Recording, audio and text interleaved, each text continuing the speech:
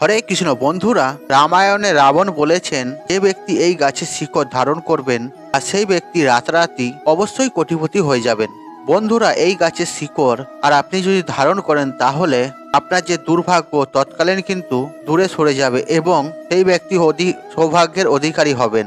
বন্ধুরা, রাবণের মধ্যে একাধিক তন্ত্রবিদ্যা জ্যোতিষশাস্ত্রে উল্লেখিত আছে এবং রাবণের মধ্যে তার মধ্যে এই তান্ত্রিক জ্ঞান ছিল। আর রাবণ হচ্ছে তন্ত্রবিদ্যার আধার, আর তিনি স্বয়ং শনিদেবকে নিজের চরণে রেখেছিলেন, মানে পায়ের তলায়। অর্থাৎ বন্ধুরা, শনিদেবের মাথায় নিজের পা রেখেছিলেন। বন্ধুরা, লঙ্কাপতি রাবণ কখনোই কিন্তু রামের কথা মানতেন না। বন্ধুরা, ত্রেতা যুগের রাবণ একজন দুষ্ট রাক্ষস ছিলেন। বন্ধুরা, রাবণ শুধুমাত্র একটা দুষ্ট রাক্ষস ছিল না, আর তিনি ভগবান শিবের পরম ভক্ত ছিলেন। আর বন্ধুরা, রাবণ শুধু দুষ্ট রাক্ষস ছিলেন না, আর তিনি ছিলেন পরম জ্ঞানী। আর বন্ধুরা, রাবণের জন্ম হয়েছিল ব্রাহ্মণ রাক্ষস কুলে, আর রাবণের শরীরের ভেতরে রাক্ষস বন ছিল, আর অপরদিকে ব্রাহ্মণ গুণও ছিল। আর ব্রাহ্মণ হওয়ার কারণে সমস্ত বেদ, পুরাণ এবং শাস্ত্রের জ্ঞান ছিল। আর নিজের তপস্যা শক্তি দিয়ে ভগবান শিবের কাছ থেকে কয়েক গুণ তিনি বরদান লাভ করেছিলেন। আর রাবণ একটি বই লিখেছিলেন, আর সেই বইয়ের নাম ছিল রাবণ সংহিতা। আর যে সমস্ত মানুষ এই রাবণ সংহিতার কথা জানেন তারা একথাও অবশ্যই জেনে থাকবেন রাবণ সংহিতা একটা দুর্লভ প্রাচীন পুস্তক। আর এই পুস্তকে একাধিক তান্ত্রিক উপচার এর উল্লেখ পাওয়া যায়। আর এই রাবণ সংহিতা পুস্তকে গ্রহদের কন্ট্রোল করা ও গ্রহদের নিজের বশে রাখা, শত্রুদের থেকে জয়লাভ করা এবং আকর্ষিত হঠাৎ অর্থ লাভ করা অনেক উপায়ের কথা তিনি এই পুস্তকে জানিয়ে গেছেন। আর রাবণ মানুষকে সম্মান করার বিদ্যাও জানিয়েছেন। বন্ধুরা, এই যে লঙ্কাপতি রাবণ আর তার নিজের কপালে এমন একটি দিব্য তিলক লাগাতেন যে যেই মানুষ রাবণের দিকে তাকাতেন আর সেই মানুষই কিন্তু রাবণের বশীভূত হয়ে যেতেন। তাই বন্ধুরা, আজকের এই ভিডিওতে রাবণ সংহিতা পুস্তকে এমন একটি গাছের শিকড়ের সম্পর্কে লেখা রয়েছে, সেটি আপনাদের এমনভাবে সুন্দরভাবে জানিয়ে দেব। আর রাবণ বলেছে এই গাছের শিকড় ধারণ করলে সেই ব্যক্তির মধ্যে এক অদ্ভুত শক্তি চলে আসে এবং সেই ব্যক্তির ওপরে মাতা লক্ষ্মীর আশীর্বাদ থাকে। বন্ধুরা, লঙ্কাপতি রাবণ বলেছেন আর্থিক সমস্যা থেকে বাঁচার জন্য, জীবনে নানান রকমের সমস্যা থেকে বাঁচার জন্য ও শত্রুর হাত থেকে বাঁচার জন্য রাবণ এই কালো ধুতরা গাছের সম্পর্কে তিনি জানিয়ে গেছেন। আর এই কালো ধুতরার শিকড়ে চমৎকারী শক্তি তো ভরপুর রয়েছে, কেননা এই গাছের শিকড়ে এতটাই চমৎকারী শক্তি ভরপুর রয়েছে। আর এই যে কালো ধুতরা সাক্ষাৎ কাল ভৈরবের স্বরূপ। এই কালো ধুতরা ভগবান শিবকে অর্পণ করলে আর ভগবান শিব অত্যন্ত প্রসন্ন হন।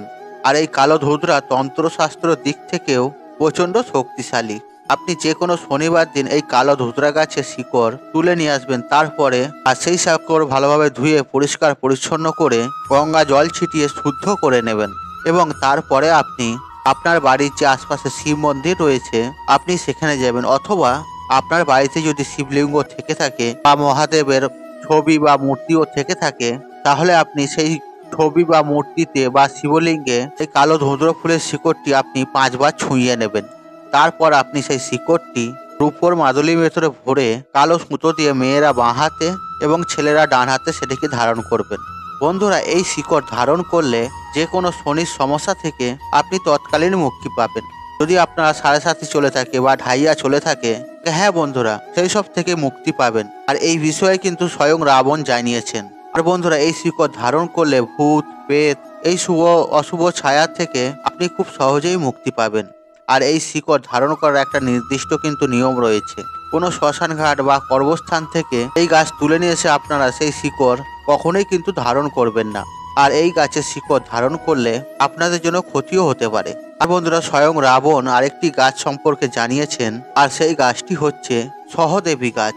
আর যদি কোনো ব্যক্তি বহুদিন ধরে অসুস্থ থাকে, রোগ ব্যাধি যদি তাকে আষ্টেপৃষ্টে ঘিরে ধরে বা সেই ব্যক্তিকে রোগ ব্যাধি পিছুই ছাড়ছে না, হয়তো আপনি দীর্ঘদিন ধরে কমজোরি হয়ে পড়ছেন, আপনি একেবারে দুর্বল হয়ে যাচ্ছেন, আপনি একেবারে প্যাকাটির মতন হয়ে যাচ্ছেন, তাহলে বন্ধুরা এই সহদেবী গাছের শিকড় আপনারা কিন্তু অবশ্যই ধারণ করবেন। আর বন্ধুরা, রাবণ কিন্তু আরেকটি গাছ সম্পর্কে জানিয়েছেন, আর সেই গাছটি হচ্ছে তুলসী গাছ। আর এই তুলসী গাছের মধ্যে এক চমৎকারী শক্তি রয়েছে। বন্ধুরা, রবি পুষ্য নক্ষত্রে যে কোনো শুক্রবার দিন এই তুলসী গাছের শিকড় আপনারা ধারণ করতে পারেন। তাহলে আপনার কুণ্ডলিতে অর্থ যোগের কিন্তু সৃষ্টি হবে, আপনাদের ভাগ্য মজবুত হবে, এমনকি দুর্ভাগ্য আপনার পিছু ছেড়ে দেবে। আর সাথে সাথে মাতা লক্ষ্মী দেবী, তুলসী দেবী ও প্রভু শ্রী নারায়ণের সাক্ষাৎ আশীর্বাদ আপনাদের ওপর বর্ষিত থাকবে।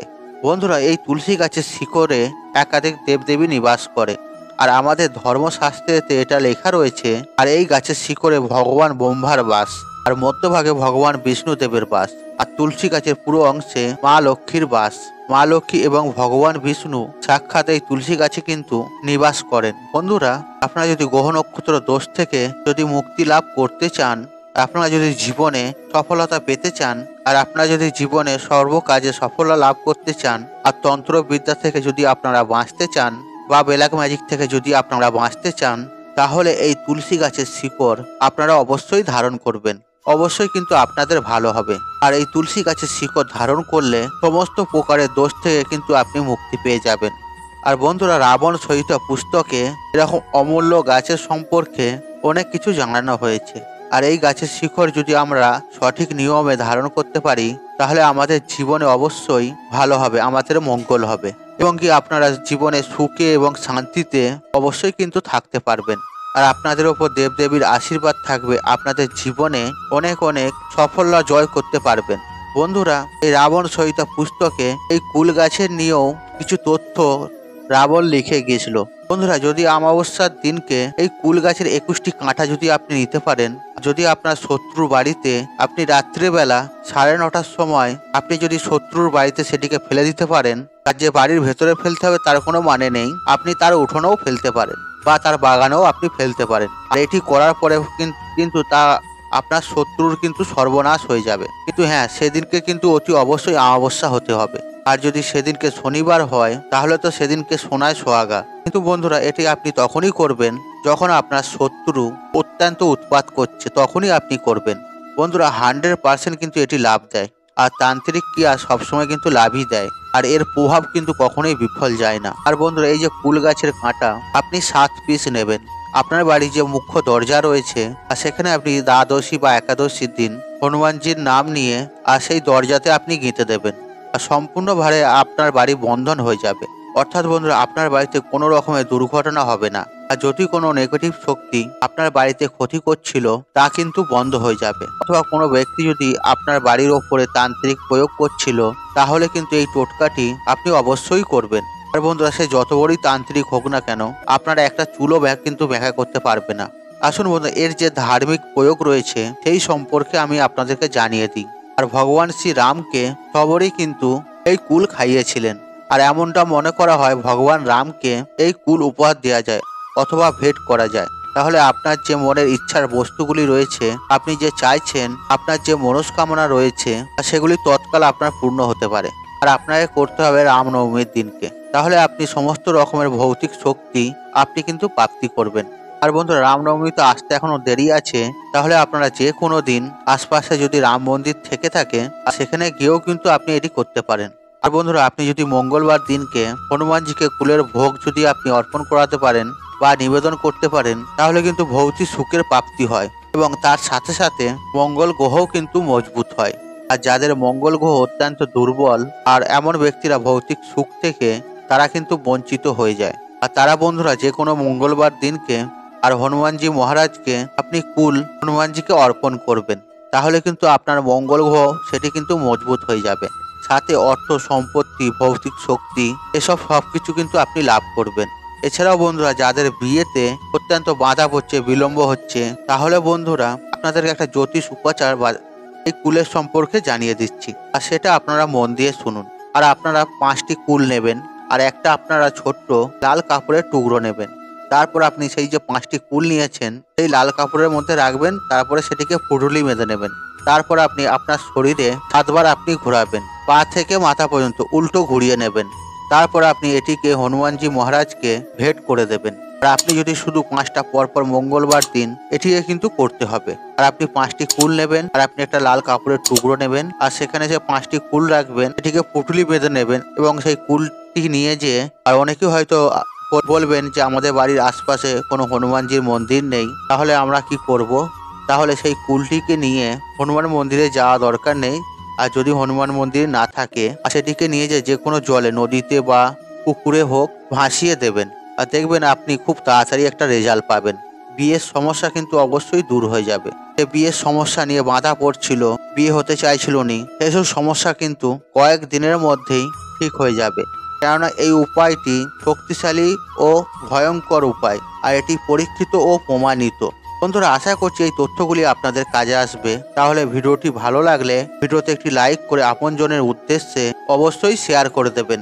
আর আপনাদের কাছে ছোট্ট একটা অনুরোধ, আপনারা যদি এখনো চ্যানেলটিকে সাবস্ক্রাইব না করে থাকেন তাহলে চ্যানেলটিকে অবশ্যই সাবস্ক্রাইব করে দেবেন।